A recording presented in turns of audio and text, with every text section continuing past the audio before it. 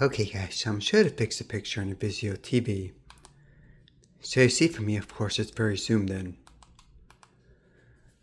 So this is pretty simple. First, just going to go into your settings.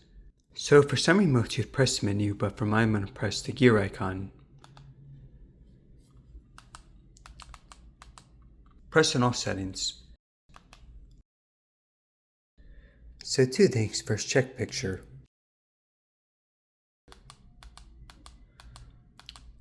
So when you go down here, so you may have the option here for aspect ratio, but for me it's grayed out. What you want to do next is press back. Press on accessibility.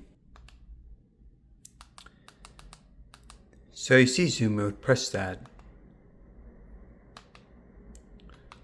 Press off. Okay guys, thanks for watching. Hope this helped out.